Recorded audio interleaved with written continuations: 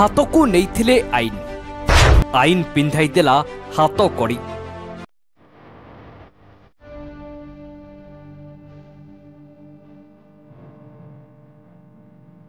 गुंडा गर्दी करुथिले एबे जेल रे सढ़िबे, भूल करिथिले एबे शास्ति पाइबे। हाँ दर्शक बंधु, उत्पात्या हेबार फल कौन ताहा एही युवक माने शिखि सारिथिबे। हेले एबे नेड़ीगुड़ कहूणी को भइला भली एमानंको पाप पाई शास्ति स्थिर होई सारिछि। एमाने हेउछन्ति गंजाम जिला धराकोट अंचल रे घटिथिबा जातीय लज्जा घटना को नहीं निंदित हेबा परे पुलिस कार्यानुष्ठान ग्रहण करिछि।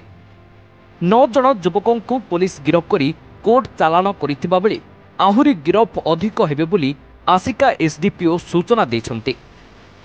सेपटे एही घटना रे गंजाम एसपी प्रतिक्रिया रखिछन्ति। 22 तारीख खराल समय गोटे बहुत बड़ा खराब इनसीडेंटा है धराकोट पुलिस स्टेशन लिमिट्स रे। बेसिकली 2 जन विक्टिम से माने तांको गाड़ी रे 2टा गाई गोटे बाछुरी को लेके ट्रैवल करुले। से सिंगीपुर गाँ गांगपुर थाना अंचल से ट्रैवल करला भितर खरीगुमा गाँ जोटा कि बड़गड़ थाना अंडर आसे और जहड़ा गाँ जोटा कि धराकोट थाना अंडर आसे। तो सेठिकार किछिटा दुर्बृत्त लोक मैंने काउ स्मग्लिंग बहाना एक्सटॉर्शन करने चेष्टा करते, पैसा पत्र मागिते। जहाँ आमको खबर आसूची अप्रोक्सीमेटली 30,000 रुपीज मागिते। सिंस विक्टिम्स मैंने पे अप कर पार नथिले तांको से असल्ट करथिले और रोड पर आंठीकी चलैथिले। तो इमिडिएटली ये मैटरटा रिपोर्ट हैला परे धराकोट पुलिस स्टेशन रे हमर 240 नंबर केस रजिस्टर होईची अंडर SC/ST एक्ट। इतरे SC/ST एक्ट रो सेक्शंस लगी 31R, 31S, 32VA एवं हमर BNS सेक्शंस लगी 296, 351(2), 3032, 3082, 356(2), 35, 126(2) एवं 115(2). तो केसटा इंट्रस्ट करा गोटे most experienced senior DSP officers को दिया है। एवं ये केस रे पर्यंत आम टोटाल 9 जन को डिटेन करूँ। 9 जन को डिटेन कलापर एबे आम जहाँ खबर पाँच 7 जन डायरेक्ट रोल अच्छी। 7 जन को एबे आम आफ्टरनून रे फॉरवर्ड करूँ एवं बाकी किसी जन एक्यूज मान को भी आइडेंटिफाई करूँ, बाय नेम आइडेंटिफाई करूँ। तो से जल्दी अरेस्ट करा एवं विक्टिम्स मानक भी देखाई संगे कथा आम एश्योर करूँ जे केसटा को जो प्रकार टाइमली चार्जसीट करके स्पीडी ट्रायल करूँ एवं तांकर जो भी माने विक्टिम कंपेंसेशन फंड अच्छी से फंड रू नेसेसरी असिस्टेंस और रिहैबिलिटेशन करने चेष्टा करूँ।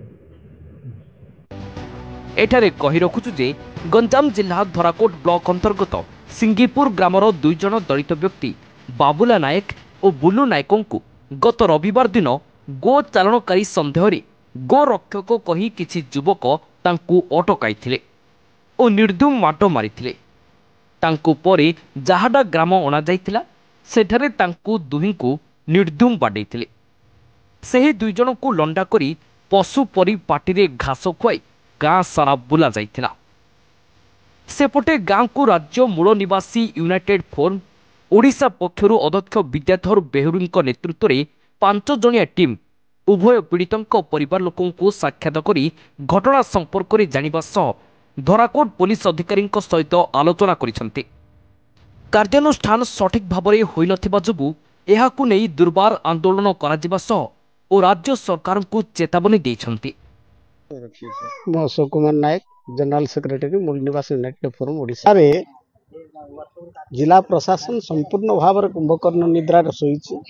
आम एठी आसी 2-2टा साही बोलिक जहाँ उपलब्ध कलु ये प्रकृत में दलित आदिवासी मान प्रति जो निर्यातना निवारण आईन रही से कार्यकारी ठीक भाव में है नहीं ना। जिला प्रशासन कौटी ना कौटी सरकार हाथ बारिशी होकर कम को न जाना भाई अवस्था रही। तेणु आम सोचती समस्ते आसबे से भुवन एठी को आम आसीचु। एठी जो माने शासन क्षमतार दायित्व अच्छा एमाने ठीक भाव में ड्यूटीटा को न तुलांती ताले आगामी दिन में भुवनेश्वर को टणा होकर जी और आम लोक मान को न्याय देवाई बाध्य हे। कौन दुर्बार आंदोलन निश्चित भाव में आमर मूल निवासी यूनाइटेड फोरम ए समग्र राज्य में 60 ରୁ 65टी सामाजिक संगठन को लेकर गोटे गण संगठन।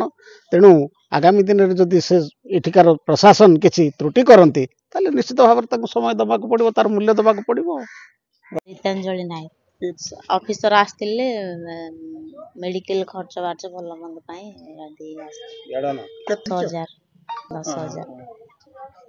10,000 କିଛି ଏତା ନାହିଁ କିନ୍ତୁ ଏମିତି ଯୋଉ ଦୁର୍ଘଟଣା ଏତା କରି ଅନ୍ୟାୟ ଅତ୍ୟାଚାର କରି ଏମାନଙ୍କୁ ଯୋଉ ସେ ଅନ୍ୟାୟ କରିବା ପାଇଁ ସେମାନଙ୍କୁ ଏତେ ଯୋଉ ଏତା କରୁଛନ୍ତି ଏଇଟା ଠିକ ନାହିଁ ନା ଦୋଷୀ ଦଣ୍ଡ ମିଳିବାଟା ନିହାତି ଦରକାର। ବାପା ଯୋଉ ଏମିତି କରୁଛନ୍ତି କଣ ଠିକ କରୁଛନ୍ତି? ଠିକ କିଛି ନା କଣ ପଇସା କଣ ଏତେ ଯୋଉ ସମ୍ମାନ ଯୋଉ ଏତେ ଲୋକ ଥାଇରିଲି କିଛି ଏତା ନାହିଁ ନା। ଗୋଟେ ସାଧାରଣ ମଣିଷ ସମାଜରେ ବଞ୍ଚିବା ପାଇଁ କଣ ଅଧିକାର ଅଛି ନା ନାଇଁ? ଏମାନଙ୍କୁ 10,000 କଣ ଏବେ ଯଦି କାଟି ଦେଇଥାନ୍ତି କଣ ମାରି ଦେଇଥାନ୍ତି କଣ ପଇସାର କିଛି ଏତା ନାହିଁ ନା। ଜଣେ ମଣିଷର ଏତେ ଜୀବନଟା କଦର୍ଯ୍ୟ କରିକିରି ଏତା କରୁଛନ୍ତି ତାଠୁ ଆଉ କଣ ବାପାର କଣ ହେଲେ ସମସ୍ତେ ଭାସିଯିବେ ନା ପରିବାରଟା। ନ୍ୟାୟ ଦୋଷୀ ଦଣ୍ଡ ପାଇବା ନିହାତି ଦରକାର ନା।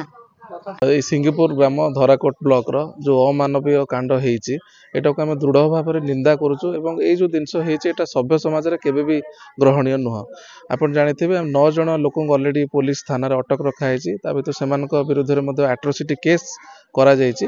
ଆହୁରି ଯେଉଁମାନେ ଦୋଷୀ ଅଛନ୍ତି ପୋଲିସ ମଧ୍ୟ ସେମାନଙ୍କୁ ଖୋଜୁଛି। ତେଣୁ କୌଣସି ପ୍ରକାର ଆମେ ଏଇଠି ଅଛୁ ବିଡ଼ିଓ ତହସିଲଦାର ସମସ୍ତ ଟିମ୍ ଅଛନ୍ତି। ଆମେ ଦୁଇ ଯେଉଁ ପୀଡ଼ିତା ପରିବାର ତାଙ୍କ ଫ୍ୟାମିଲି ମେମ୍ବର୍ସକୁ ଭେଟିଛୁ ଏବଂ ଆମେ ରେଡ୍କ୍ରସ୍ ତରଫରୁ ମଧ୍ୟ ସେମାନଙ୍କ ସହାୟତା ପାଇଁ ଯେଉଁମାନେ ମେଡ଼ିକାଲ ଯାଇଛନ୍ତି ତାଙ୍କୁ କିଛି ଆଘାତ ଲାଗିଛି 10,000 ଟଙ୍କା ଲେଖା ସହାୟତା ଦେଇଛୁ। ସେମାନଙ୍କୁ ଆଶ୍ୱାସନା ଦେଇଛୁ କୌଣସି ପ୍ରକାର ଭୟଭୀତ ହେବାର ନାହିଁ। ସମ୍ପୂର୍ଣ୍ଣ ଭାବରେ ପ୍ରଶାସନ ସେମାନଙ୍କ ସହିତ ଅଛି। ଦେଖନ୍ତୁ ଯେ ମୁଖ୍ୟ ଅଭିଯୁକ୍ତ ବର୍ତ୍ତମାନ ସୁଦ୍ଧା ଫେରାର ଅଛି ଯାହା ତ ସେ ତାକୁ ଧରିକିରି ଏମାନଙ୍କ ଗୋଟେ ପ୍ରକାର ମନରେ ଭୟ ଅଛି ସାର୍ କଣ ବ୍ୟବସ୍ଥା କରାଯାଏ? ଦେଖନ୍ତୁ ପୋଲିସ ତରଫରୁ ସେମାନେ ଯେଉଁମାନେ ଆପଣ କହୁଛନ୍ତି ଧରା ଯାଇନି ବୋଲି ପୋଲିସ ସେମାନଙ୍କୁ ଖୋଜୁଛନ୍ତି ଏବଂ ଆଉ ଯେଉଁମାନେ ବି ଦୋଷୀ ଅଛନ୍ତି ସେମାନଙ୍କ ଏଗେନ୍ଷ୍ଟରେ ପୋଲିସ ଷ୍ଟ୍ରଙ୍ଗ ଆକ୍ସନ ନିଆଯିବ। Thank you. ଏଠାରେ ଆମେ କହି ରଖୁଛୁ ଯେ ଆଇନକୁ ହାତକୁ ନିଅନ୍ତୁ ନାହିଁ, କାହାରି ମାନବାଧିକାରକୁ କ୍ଷୁଣ୍ଣ କରନ୍ତୁ ନାହିଁ। ବ୍ୟୁରୋ ରିପୋର୍ଟ, ଓଡ଼ିଶା ନ୍ୟୁଜ୍ ନାଉ।